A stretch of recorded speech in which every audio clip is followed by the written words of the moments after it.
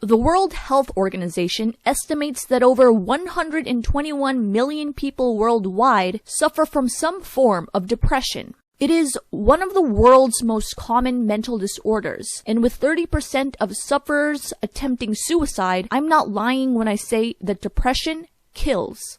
Creative types have been proven to be the group most affected by this disorder, with people such as Ernest Hemingway, Virginia Woolf, and Michelangelo all being affected. Is this due to nothing but their unique thought processes, or could it be something else? It has been proven that as a species, human beings are drawn to those with whom we share ideas and have similar thoughts with. Studies have shown this time and time again, such as in Newcomb's 1956 experiment, where he found that men liked their housemates more if they had similar attitudes about sex, family, and politics. This is because people enjoy feeling validated, are impressed when others have the same taste as them, and find it easier to talk to those with the same interests. So, it is reasonable to assume that if a person is unable to find someone with a similar thought process to them, they will become lonely and may end up suffering from depression. Creative people have the most unique of minds, and therefore we can draw the conclusion that, as cliched as it sounds, no one understands them. However, Newcomb's study was flawed in many ways. Its gender bias and small sample size of 17 means that it can't be generalized to the entire population, and it fails to explore deeper levels of thought. This means that whilst people may be more agreeable when they have the same views, it doesn't mean those with different views are shunned from society.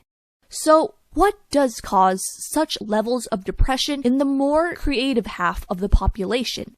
Akinola and Mendez in 2008 conducted a study that looked at the role of rejection when it comes to creativity. Participants were given either positive, negative, or no feedback on a speaking task and then asked to produce a collage. The participants exposed to negative feedback or rejection produced more creative collages than participants in the control group and the positive feedback group.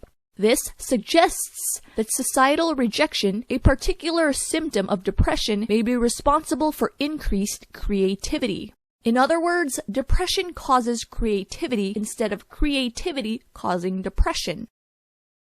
It is crucial to think critically when it comes to the art in order to reach your optimum capability. But the problem with overthinking is that self-doubt often follows, and with that, lower confidence, making it easier to slip into depression. Perhaps the cause of such mental issues with creative people is that they get too used to judging their own work and slowly begin judging themselves. I know that I am guilty of doing this, as it becomes hard to distinguish between the two. Especially when you put so much heart into what you're working on, it almost becomes a part of you. The role of an artist is to always dance on that dangerous line, and for many, the dance is too hard to keep up.